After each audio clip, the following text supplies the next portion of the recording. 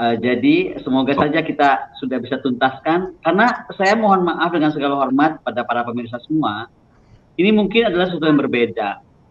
Paparan saya itu akan lebih memperlihatkan urutan dari fakta sejarah Papua, kemudian rangkaian sejarah panjang hingga keinginan saya apa cara-cara atau solusi damai bagi NKRI yang kita bisa lakukan. Kira-kira demikian. Ya, jadi sekali lagi saya khusus ini bertapa nih untuk Bishop. Saya mencari data spesial. Seriously, I really mean it. Karena saya merasa terhormat bisa bergabung di YouTube World of Christ dan bersama Bishop juga. Jadi ini saya ambil judul Papua dalam Fakta. Sekali lagi rangkaian sejarah solusi damai bagi NKRI. Kita boleh ke slide kedua ya, Bishop. Jadi saya itu sekali lagi mohon izin sebelumnya, mohon maaf, perspektif saya karena saya itu analis pertahanan, analis geopolitik, analis militer, saya itu dikenal sangat merah putih lah, kira-kira demikian. Artinya perspektif saya itu adalah perspektif menjaga marwah kehormatan negara berdasarkan fakta dengan setegak-tegaknya dan sehormat-hormatnya. Ada 5 pointers yang saya ingin sampaikan hari ini. Pertama, introduction. Itu saya akan bicara tentang ancient history dari tahun 200 Masehi to Pramandala Military Operation.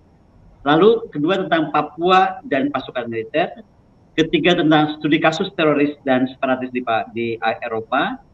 Kemudian tentang international humanitarian law dan juga hukum Jenewa yang kayaknya beberapa hari lalu dibahas juga oleh Pak Soleman Ponto, tapi akan saya tambahkan atau saya lengkapi sedikit karena beliau sudah paparan bagus sekali. Kemudian rakyat NKRI berhak menuntut DPR RI Komisi 1. Itu ada di kira-kira paparan saya kelima dan alasan saya kenapa. Baru yang terakhir adalah summary dari saya. Demikian yang kira-kira pointersnya. Boleh slide berikutnya ya, Bishop? Oke. Nih, saya mau ngajak semuanya jalan-jalan nih ke 200 Masehi. Jauh sekali. Ini di era seorang pemikir geografis terkenal namanya Claudius Ptolemaeus atau kita kenal dengan Ptolemy. Menyebut Pulau Papua, sudah menyebut Pulau Papua dengan nama Labadios. Dia ini ahli geografi, astronomi dan astrologi juga, dan dia itu melahirkan risalah-risalah hebat akademis, yaitu risalah astronomi namanya Almagest, kemudian geografi tentang pengetahuan geografi Hellenistik, kemudian juga tentang risalah astrologi Tetrabiblos atau 4 buku, yang intinya mengadaptasi astrologi horoskop ke dalam filosofi alam Aristoteles. Jadi dia tokoh besar, jadi bukan seseorang yang menghayal gitu, tapi dia betul-betul berdasarkan data.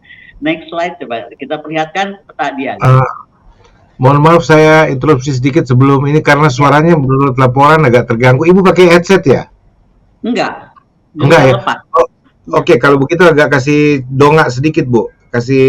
Maksudnya kasih agak begini supaya enggak terganggu ininya. Enggak, justru balik, justru lawan ke belakang.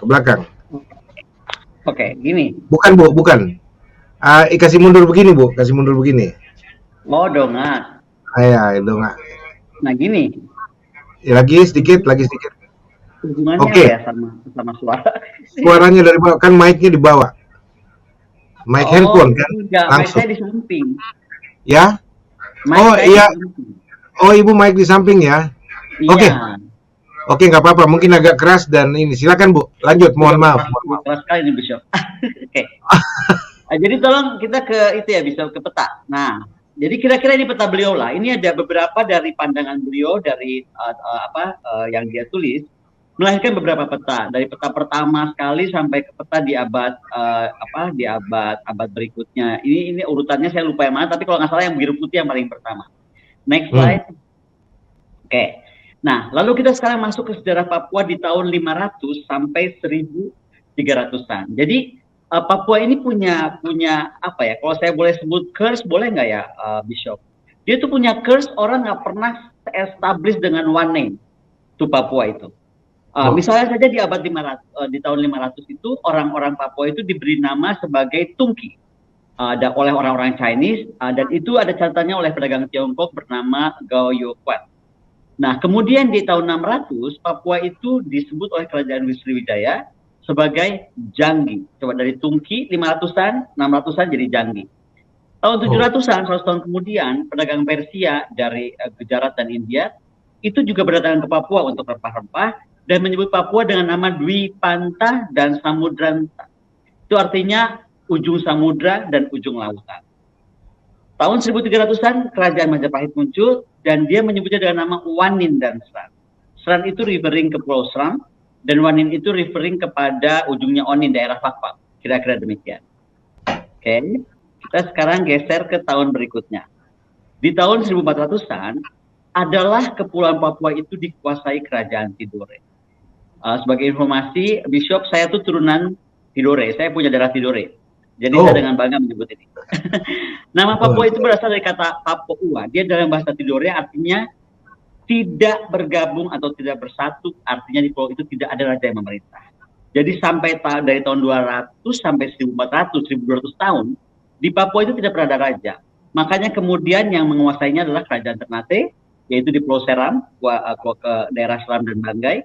Lalu kerajaan Tidore, ini yang paling besar karena menguasai bagian timur, di Pulau Raja Ampat hingga perbatasan Papua New Guinea sekarang. Dan kerajaan Tidore ini mengorganisasi wilayahnya menjadi Koranongaruha. Itu artinya Kepulauan Raja Ampat, Papua Uagamsio atau Papua Sembilan Negeri, kemudian Mahfor Swaraha atau Mahfor Empat Swa, itu berada dalam kendali pemerintahan, kekuasaan, kesultanan atau kerajaan Tidore. Gitu. Ceritanya. Nah, sekarang kita lihat di tahun 1511 sampai 1770. 1511 itu Antonio Derbau itu datang. Dia tuh seorang pelaut Portugis yang menyebut wilayah Papua dengan nama Os Papuas atau Laha de Papu. Nah, kemarin kebetulan saya baru dari Portugal, jadi kita baru lihat petanya juga. Lalu kemudian Don Jorge de Menetes itu pelaut Spanyol, dia di 1526 sampai 1527 tinggal di Tidore. Dan dia menulis beberapa dokumen dengan menyebut nama Papua. Juru tulis pelayaran Malgahen juga namanya Gaveta, itu juga masih menyebutnya dengan dengan sebutan Papua karena dia tinggal di Tidore. 1528 Alvaro de Saavedra itu pimpinan armada laut Spanyol, lalu memberi nama pulau-pulau itu dengan Isla de Oro karena terkenal dengan emasnya, jadi Pulau Emas. Dan Saavedra ini sebenarnya dia dianggap pelaut hebat karena berhasil menancapkan jangkar di pantai utara Kepulauan Papua. Ini dia kalau nggak salah dalam rangkaian para pelaut-pelaut ke era itu, dia tuh yang pertama gitu, sehingga dicatat betul. 1545 itu pelaut Spanyol namanya Inigo Ortiz de Retes itu masuk memberi nama Nueva Guinea atau Gova Guinea.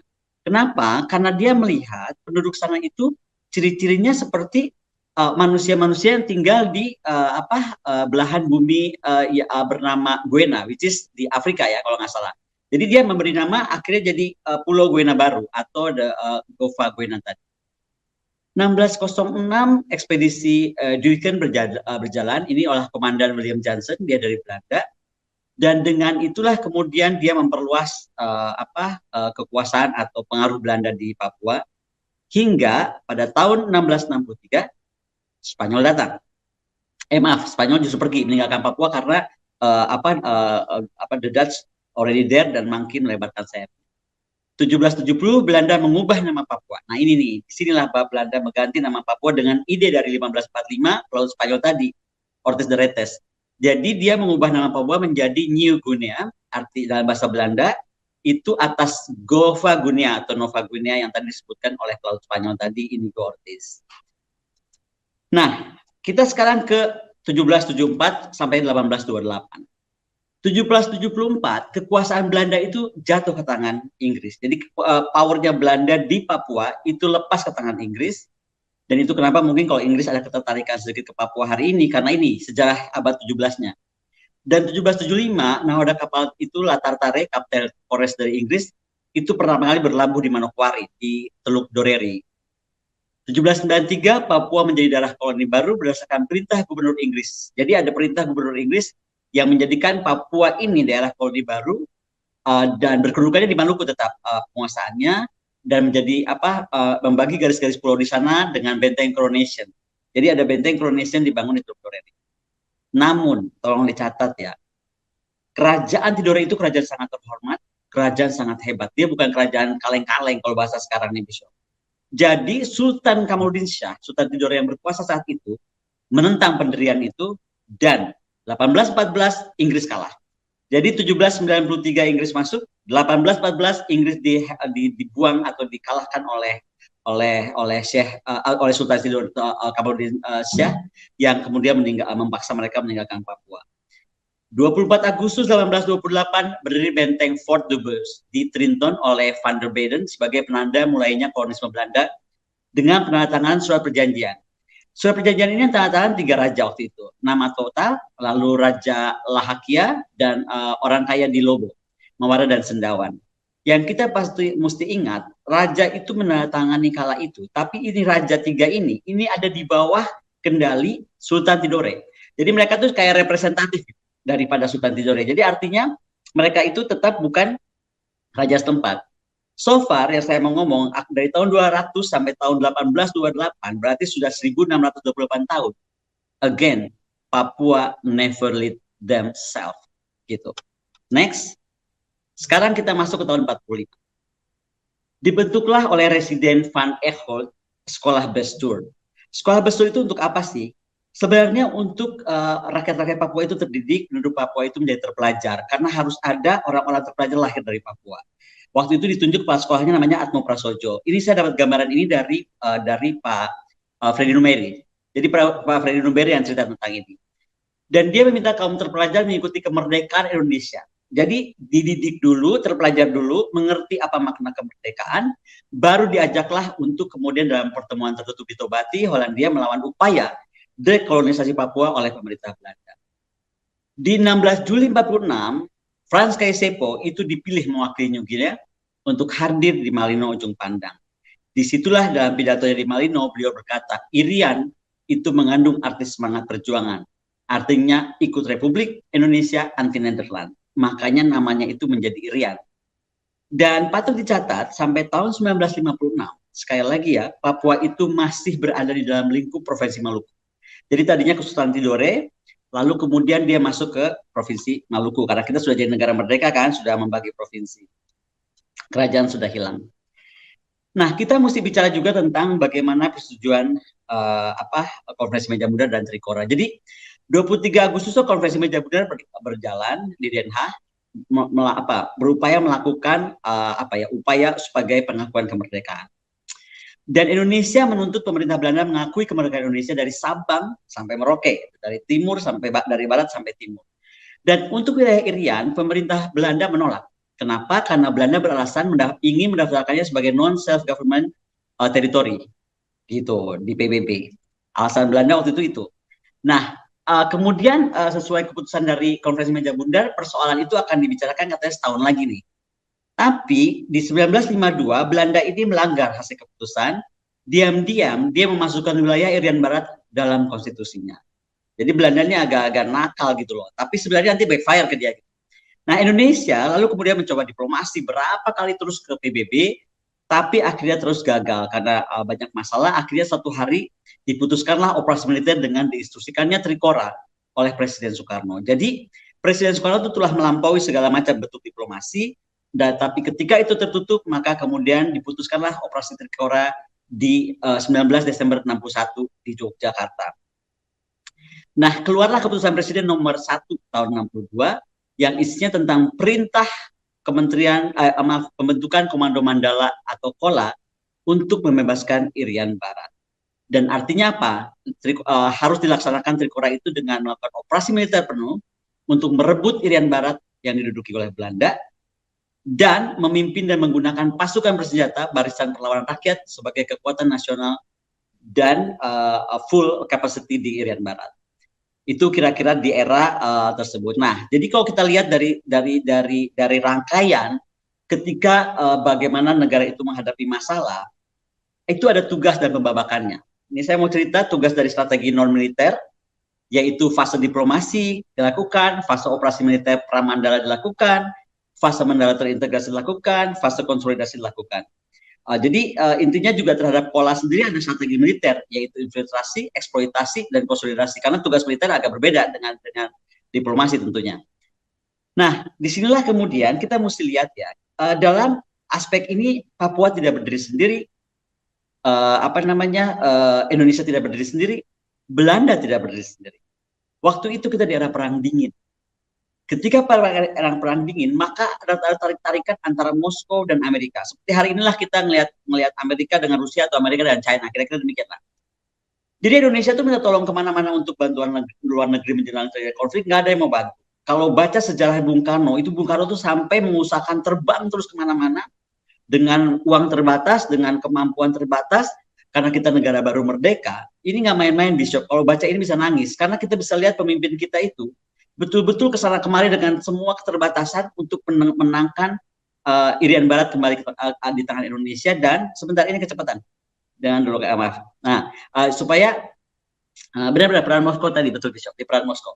Jadi supaya dapat bantuan, tapi tidak ada yang mau bantu, sampai akhirnya 1960 Jenderal Nasution pergi ke Moskow dan dibantulah $2,5 miliar dan juga peralatan militer yang demikian hebat, sehingga kita menjadi pasukan tentara atau militer terkuat di bumi bagian selatan. Angkatan laut kita hebat sekali, punya kapal selam, angkatan udara kita punya bomber, angkatan darat kita juga canggih, dan waktu itu bergetarlah Amerika melihat Indonesia. Gitu. Nah, Amerika sendiri tadinya tidak mendukung penyerahan Irian Barat ke Indonesia karena Bureau of European Affairs di Washington itu menganggap hal ini ini nih yang bikin saya kalau baca tuh marah. Jadi kalau menurut mereka di Washington itu, ini akan menggantikan penjajahan kulit putih dengan penjajahan oleh kulit coklat. Itu bahasa mereka ya. Dan menurut saya ini penghinaan. Ini berbasis white supremacy attitude. Seolah-olah kalau orang kulit putih boleh menjajah gitu. Walaupun saya nggak bilang kulit coklat menjajah, tapi apa maksudnya dengan menggantikan penjajahan kulit putih dan kulit coklat? Gitu. Saya bisa bayangkan perasaan kita pasti terbakar hari itu, kita aja baca sekarang terbakar gitu kan. Nah, April 61 ada dua orang yang sadar bahwa ini nggak main-main, Robert Comer namanya sama Max George Bundy, dia mulai mempersiapkan rencana agar betul lah, ini harusnya PBB mengembalikan secara legal Papua kembali kepada Indonesia dan berbicara kepada Presiden John Kennedy. Disitulah kemudian Presiden John Kennedy akhirnya mendukung poin 4. Apa tadi yang saya bilang, faktor geopolitik. Karena dia yakin kalau Indonesia tidak didukung, Indonesia pasti masuk blok komunis. Itu sesuatu yang ditakutkan oleh Amerika saat itu. Karena kita merasa tidak didukung oleh Amerika Serikat, gitu loh. Jadi ada faktor geopolitik. Nah, sekarang saya mau masuk ke arsip. Orang kita tuh nggak biasa dealing with archive. Tapi saya kebetulan adalah salah satu direktur archive di Lembaga Arsip Nasional Republik Indonesia, Ketua Bidang Kemaritiman. Jadi semua arsip maritim, makanya saya akan bicara dari laut semua, karena memang saya ketua bidang maritim untuk arsip di Arsip Nasional Republik Indonesia atau ANRI. Nah, kita lihat arsip sekarang.